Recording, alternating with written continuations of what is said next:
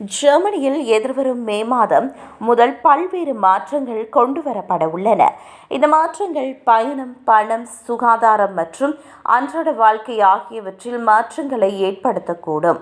வாகன ஓட்டுநர்களை பொறுத்தவரை எரிபொருள் விலைகள் அதிகரித்திருந்தாலும் அரசாங்கம் சில நிவாரணங்களை வழங்க திட்டமிட்டுள்ளது. மேலும் ஒப்புதல் அளிக்கப்பட்டால் தொழிலாளர்களுக்கு 1000 யூரோக்கள் வரை வரியில்லா ஊக்கத்தொகையை வழங்கவும் அரசாங்கம் திட்டமிட்டுள்ளது. இது அதிகரித்து வரும் செலவுகளை சமாளிப்பதற்கு அவர்களுக்கு உதவும்.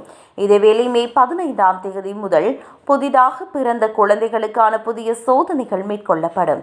விட்டமின் B12 குறைபாடு போன்ற உடல்நல பிரச்சினைகளை முன்கூட்டியே கண்டறிய இந்த சோதனைகள் உதவும் என்று தெரிவிக்கப்படுகிறது. அத்துடன் போக்குவரத்து முறையிலும் சில மாற்றங்கள் கொண்டு வரப்பட உள்ளன. இதன்படி சில புகையிரத வழித்தடங்கள் இயல்பு நிலைக்கு திரும்பும். மேலும் பிராகிலிருந்து பெர்லின் மற்றும் போபகேனுக்கு ஒரு புதிய நேரடி புகையிரதம் இயக்கப்படும். மேலும் புதிய கையடக்க பயணப்பட்டி விதிகள் லுஃப்தான்சா நிறுவனத்தால் அறிமுகப்படுத்தப்படும். அதன்படி கூடுதல் பைகளுக்கு கூடுதல் கட்டணம் விதிக்கப்படலாம். இதுவேளை நீச்சல் குளங்களுக்கான கட்டண உயர்வு வேறு சில மாற்றங்களில் முக்கியமானதாக பார்க்கப்படுகிறது.